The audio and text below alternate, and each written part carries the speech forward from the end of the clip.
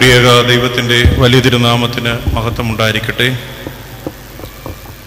ശ്രേഷ്ഠ ഗുരുവായിരിക്കുന്ന ബഹുമാന്യനായ KM George അച്ഛൻ, ബഹുമാനപ്പെട്ട PA പള്ളിപ്പച്ചൻ, എത്രയും സ്നേഹിക്കുന്ന മാതാപിതാക്കളെ, സഹോദരങ്ങളെ, പരിമല സെമിനാരിയുടെയും സെൻറ്റ് ഗ്രിഗോറിയോസ് ഓർത്തഡോക്സ് സൊസൈറ്റിയുടെയും ആഭിമുഖ്യത്തിലാണ് ഇന്നത്തെ ധ്യാനം നടത്തപ്പെടുന്നത്.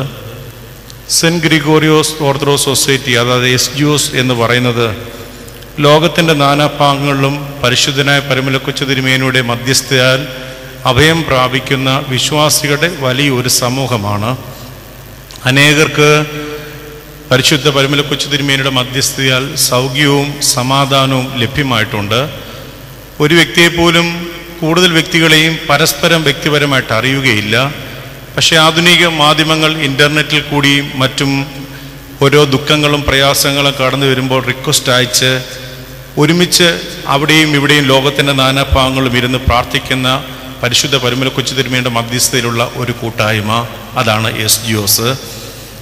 ഇന്ന് ആമുഖ അനുഗ്രഹ പ്രഭാഷണത്തിനായി ഞങ്ങളുടെ എവിടെയും ഗുരുശ്രേഷ്ഠനും മലങ്കര ഓർത്തഡോക്സ് സഭയുടെ അഭിമാനവും ലോകപ്രശസ്ത വേദശാസ്ത്ര പണ്ഡിതനും ഒക്കെയുമായ അനുഗ്രഹിക്കപ്പെട്ട KM ജോർജ് അച്ഛൻ്റെ ഒരു സാന്നിധ്യം തന്നെ നമുക്ക് ഏറ്റവും അനുഗ്രഹമാകുകയാണ്. ബഹുമാനപ്പെട്ട KM ജോർജ് അച്ഛനെ ആമുഖ അനുഗ്രഹ പ്രഭാഷണത്തിനായി നിങ്ങളുടെ ഏവരുടെയും പേരിൽ സാദരം ക്ഷണിച്ചുകൊള്ളുന്നു. ദൈവതിരുനാമത്തിന് മഹത്വമുണ്ടായിരിക്കട്ടെ. ഏറ്റവും ബഹുമാന്യരായ അച്ഛന്മാരെ, ഇവിടെ വന്നുകൂടിയിരിക്കുന്ന പ്രിയ സഹോദരി സഹോദരന്മാരെ, ഇന്നിവിടെ ധ്യാനത്തിനും പ്രാർത്ഥനയ്ക്കും വേണ്ടി വന്നുകൂടിയിരിക്കുന്ന നാം എല്ലാവരും ദൈവത്താൽ അനുഗ്രഹിക്കപ്പെട്ടവരാകണം. നമ്മുടെ പ്രാർത്ഥനകൾക്ക്, സ്വാർത്ഥരഹിതമായ നമ്മുടെ നല്ല പ്രാർത്ഥനകൾക്ക് ദൈവം ഉത്തരമരുളും. ഇവിടെ വന്നിരിക്കുന്ന ആളുകൾ പല സ്ഥലങ്ങളിൽ നിന്ന് വന്നവരാണ്. ബഹുമാനപ്പെട്ട പ്രിൻസ് അച്ഛൻ ഇവിടെ സൂചിപ്പിച്ചതുപോലെ ഇവിടെ സാധാരണ ധ്യാനത്തിനും പ്രാർത്ഥനയ്ക്കും വരുന്നവരെ കൂടാതെ അവധിക്കാലത്ത് ഇന്ത്യക്ക് പുറത്തുള്ള രാജ്യങ്ങളിൽ ജോലി ചെയ്യുന്ന പല കുടുംബങ്ങളും എത്തിച്ചേർന്നിട്ടുണ്ട്. അതിൽ പ്രധാനമായിട്ടും സെൻറ്റ് ഗ്രിഗോറിയോസ് ഓർത്തഡോക്സ് സൊസൈറ്റി എന്ന പേരിലുള്ള ഒരു പ്രയർ ഫെലോഷിപ്പിൻ്റെ അംഗങ്ങളായിട്ടുള്ളവരിവിടെ ഉണ്ട്. സാധാരണഗതിയിൽ ജൂലൈ മാസത്തിലോ ഓഗസ്റ്റ് മാസത്തിലോ അവർ അവധിക്കാലത്ത് ഇവിടെ വരുമ്പോഴാണ് അവരുടെ ഈ ഫെലോഷിപ്പ് മീറ്റിംഗ് ഞങ്ങളിവിടെ പരിമല വെച്ച് നടത്തുന്നത്.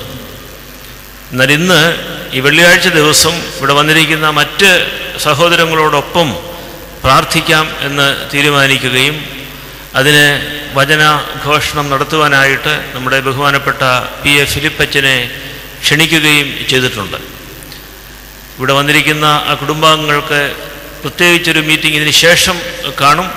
എങ്കിലും ഈ സമയത്ത് നാം ഒരുമിച്ച് ദൈവസന്നിധിയിലിരിക്കുകയും പ്രാർത്ഥിക്കുകയും ചെയ്യുകയാണ്. ഞാൻ ദീർഘമായിട്ട് സംസാരിക്കുന്നില്ല, തുടങ്ങുന്നതിന് വേണ്ടി മാത്രമാണ് ഈ വാക്കുകൾ പറയുന്നത്. ഇപ്പോൾ ഇവിടെ നമ്മൾ പ്രാർത്ഥിച്ചു കേട്ട 3-ാം മണിയുടെ നമസ്കാരം, സുറിയാനി ക്രമം അനുസരിച്ച് 3-ാം മണി എന്ന് പറഞ്ഞാൽ നമ്മുടെ രാവിലത്തെ 9 മണിയാണ്.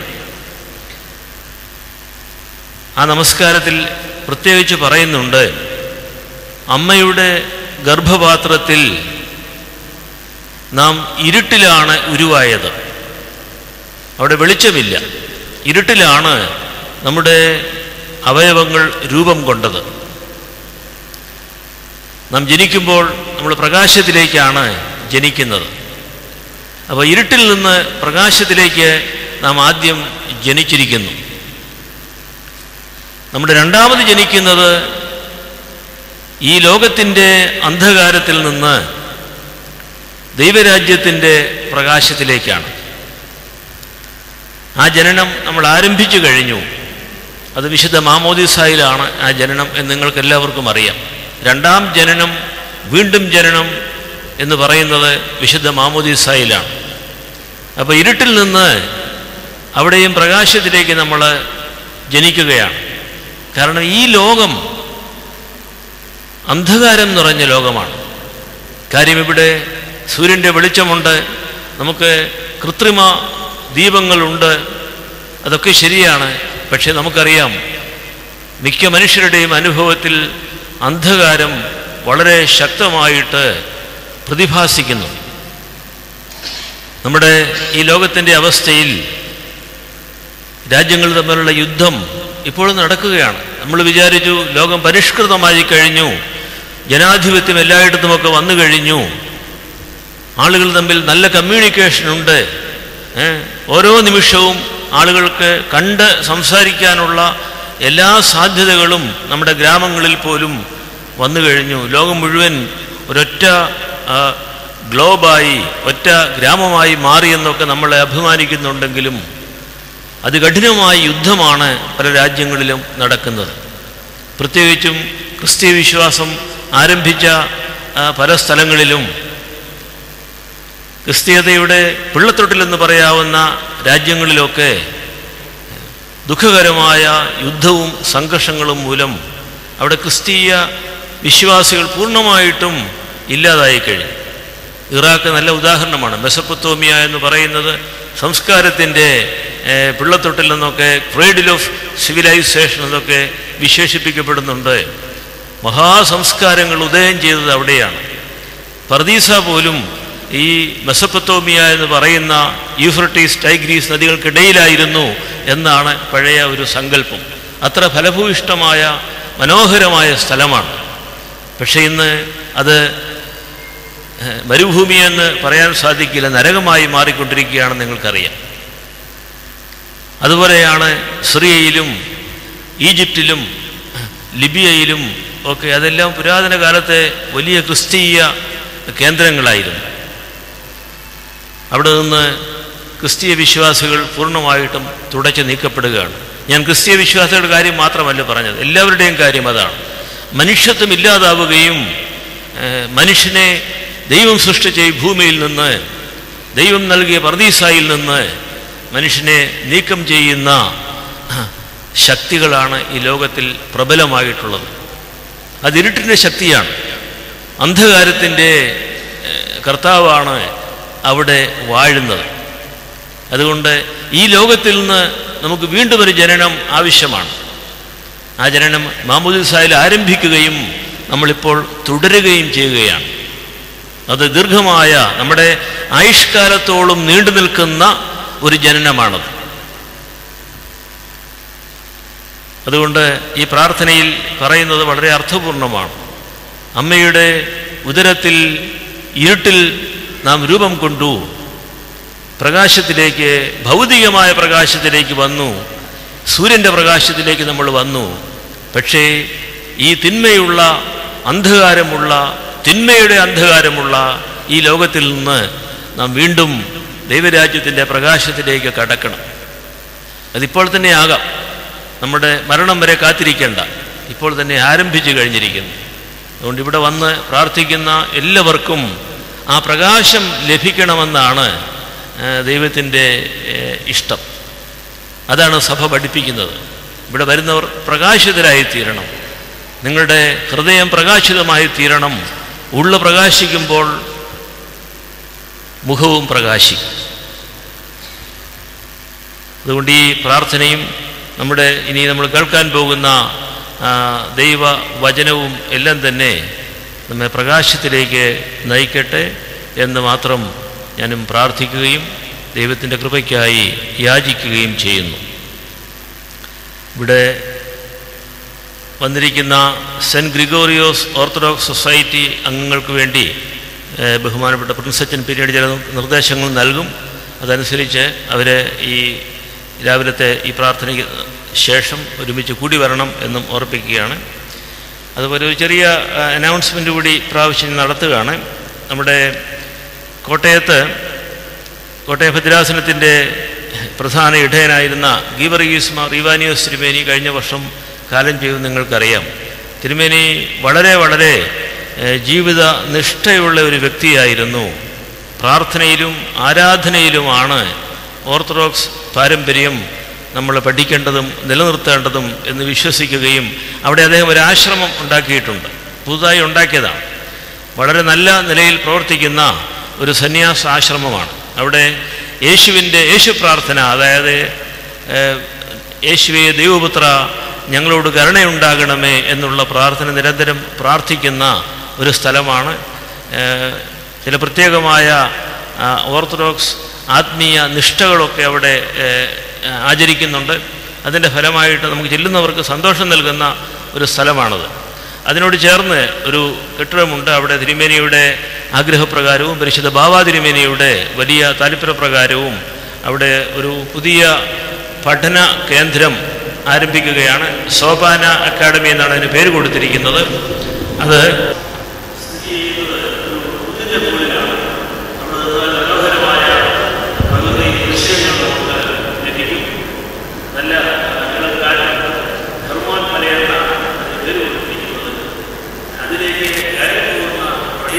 സോപാനം എന്ന് വിളിക്കുന്നത്.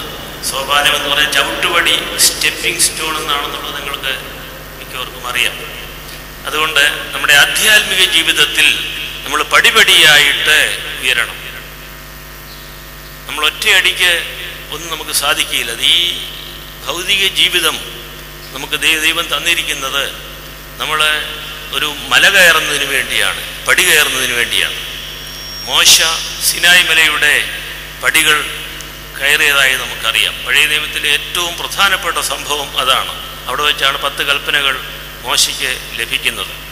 കർത്താവ് ശിഷ്യന്മാരെയും ജനങ്ങളെയും വിട്ടിട്ട് എപ്പോഴും മലയിലേക്ക് പ്രാർത്ഥിപ്പാൻ കയറിപ്പോയി എന്ന് സുവിശേഷത്തിൽ എപ്പോഴും നമ്മൾ വായിക്കും. അങ്ങനെ ഈ പടികൾ കയറിപ്പോകുന്ന അനുഭവം, സ്പിരിച്വൽ അസെൻറ്റ് എന്ന് പറയുന്നത് നമ്മുടെ ആധ്യാത്മിക ജീവിതത്തിൻ്റെ ഭാഗമാകണം. ചിലരൊക്കെ പറയുന്നത് പോലെ ഇന്ന ദിവസം, ഇന്ന മണിക്കൂറിൽ, ഇന്ന സെക്കൻഡിൽ ഞാൻ രൂപാന്തരപ്പെട്ടു, രക്ഷിക്കപ്പെട്ടു എന്ന് നമ്മൾ ആരും പറയുന്നില്ല. ഒരു പിതാവും അങ്ങനെ പഠിപ്പിക്കുന്നില്ല. നേരെ തിരിച്ചാണ്. നമുക്ക് അനേകം പടികൾ കയറാനുണ്ട്. കർത്താവിനോടൊപ്പം നമ്മൾ പടികൾ കയറണം. യാക്കോബിൻ്റെ സ്വപ്നത്തെക്കുറിച്ച് നിങ്ങൾ ഉൽപ്പത്തി പുസ്തകത്തിൽ വായിക്കുന്നുണ്ട്. മരുഭൂമിയിൽ കിടന്നുറങ്ങിയ യാക്കോബ് സ്വർഗത്തെയും ഭൂമിയെയും തമ്മിൽ യോജിപ്പിക്കുന്ന ഒരു ഗോവേണി കണ്ടു. ആ ഗോവേണിയിലൂടെ മാലാഖമാർ ഇറങ്ങുകയും കയറുകയും ചെയ്യുന്നത് കണ്ടു. ഇതൊരു സ്വപ്നമാണ്. മരുഭൂമിയിൽ തുറന്ന സ്ഥലത്ത് കിടന്നുറങ്ങുന്ന ഒരു യാത്രക്കാരനായ, ഒന്നുമില്ലാത്ത തീർത്ഥാടകനായ യാക്കോബ് കണ്ട സ്വപ്നമാണ്. നേരമെടുത്തപ്പോൾ യാക്കോബിനെ പൂർണ്ണമായും മാറ്റിമറിച്ചു ആ സ്വപ്നം.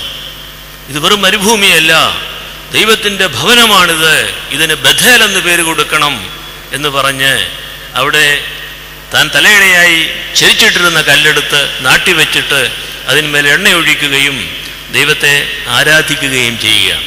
അപ്പോൾ ആ ഗോവണി, യാക്കോബിൻ്റെ ഗോവണി, പുതിയ നിയമത്തിൽ പിൽക്കാല ക്രിസ്തീയ പാരമ്പര്യത്തിൽ ആധ്യാത്മികതയുടെ വലിയ ഒരു അടയാളമായിട്ട് വരുന്നുണ്ട്.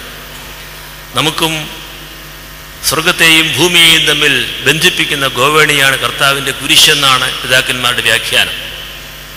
കുരിശെന്ന മരം, കുരിശെന്ന ജീവൻ്റെ വൃക്ഷം, അതാണ് സ്വർഗത്തെയും ഭൂമിയെയും തമ്മിൽ ബന്ധിപ്പിക്കുന്ന ഗോവണി. അതുകൊണ്ട് നമ്മൾ ആ കുരിശിലേക്കാണ് നോക്കുന്നത്. ആ കുരിശിലൂടെയാണ്, കുരിശിൻ്റെ സഹനത്തിലൂടെ പ്രാതികൂല്യങ്ങളിലൂടെ നമ്മൾ ദൈവത്തിൻ്റെ സന്നദ്ധിയിലേക്ക് കർത്താവിനോടൊപ്പം പരിശുദ്ധാത്മാവിൻ്റെ ശക്തിയാൽ നടക്കുന്നു. ഇതാണ് സോപാനം എന്നുള്ള വാക്കിൻ്റെ അർത്ഥം.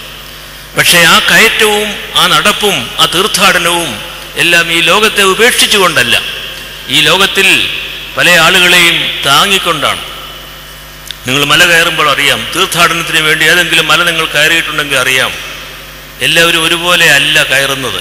ചില ആളുകൾ വളരെ പ്രായമുള്ളവരാണ്, ചിലർ രോഗികളാണ്, സൗഖ്യത്തിന് വേണ്ടിയാണ് മല കയറുന്നത്. അവരെ താങ്ങാൻ ആളുകളുണ്ട്. സീനായി മലയിൽ ഒരു രാത്രിയിൽ ഞങ്ങൾ കയറി 2 വർഷം മുൻപ്. അതിക്ലേശകരമായ യാത്രയാണ്. പക്ഷേ പല ആളുകളും, വളരെ പ്രായമുള്ള ആളുകൾ, കണ്ടാൽ തീർത്തും ബലഹീനരായ ആളുകൾ, അവരെല്ലാം കയറുന്നുണ്ട്. അവരെ താങ്ങാൻ ധാരാളം പേരുണ്ട്.